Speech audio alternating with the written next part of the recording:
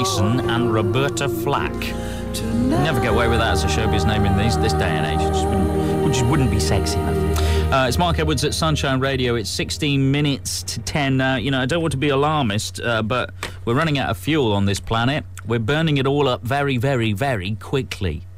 And at some point, we're going to need to stay warm. And where are we going to have to look? The sun.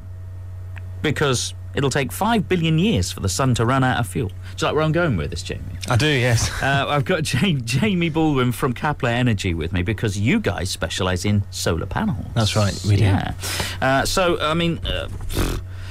sun's going to be around for an awful long time. We're burning up all the rest of our fossil fuels and things. And more people are now turning to these solar panels, and you see them on people's houses on their rooftops, don't you? On top of the tile. They lay them on the top of the tiles. That's right, usually they do, yes. And you guys specialise in that in our part of the world. We do, yes. We install solar PV, solar photovoltaic, and solar thermal systems for people in Herefordshire. PV stands for Voltaic. It's a bit of a tongue twister, yes. Yeah, that's why it's called PV. That's right. It essentially is talking about generating electricity from the light from sunlight. Yeah, that's what it refers to. And I mean, the efficiency of solar cells is improving, isn't it, as technology moves on? Because there was a certain point where you wouldn't gather a lot of energy from it.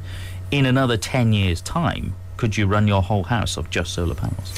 I think so, definitely. I mean, you can run your own house off solar PV at the moment, if you so wish, if you have a backup generator such as a battery.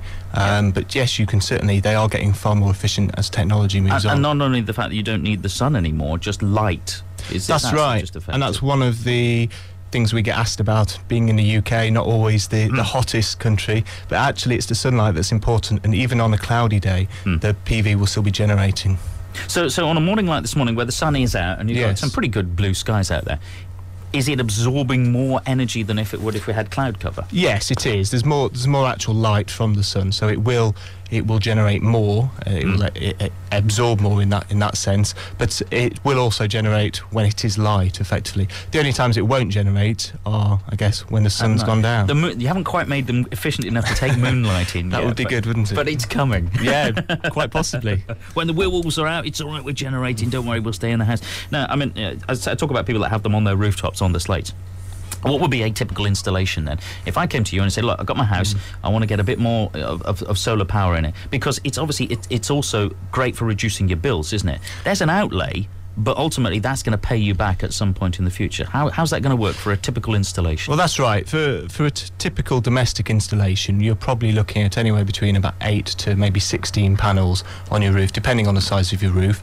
We would send out a site surveyor who would measure up the roof and have a look at the electrics.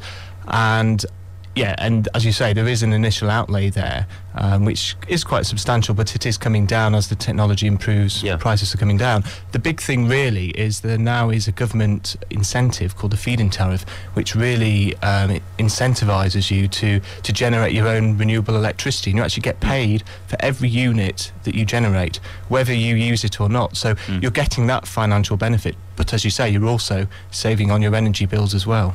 So how long, if we're talking here about our hypothetical installation that you're doing for me here, when's it going to pay for itself? How many years do you reckon? Obviously, it does depend on how many panels you can get up there, but we work on a 10% return on investment each year, so within 10 years you will have paid your system back. And it's only going to improve because, as we all know, energy prices are only going one way. So actually those savings become more valuable as we go into the future. And the feed-in tariff incentive, which is this government incentive I'm talking about, lasts for 25 years. So it really, as well as the obvious environmental benefits, there are a financial investment in that sense as well. So back at your HQ, you've actually got a setup, haven't you? We have, yes. Which is what, a 40 kilowatt solar power system, and also a 30-tube solar thermal system. You can get a nice tan off that. You can. It doesn't look too different actually from a sunbed. So the solar PV system is for generating electricity, and as you say, we've got a 40 kilowatt system, and that's about 200 panels, just to give your listeners some idea. So it's quite a big system. The solar thermal's a slightly different technology. It still uses the sun. It actually uses the heat from the sun to heat your hot water. It's a little bit more complicated than that, but that's essentially what it is. So you can actually generate your electricity for your home, but also generate your hot water from solar thermal.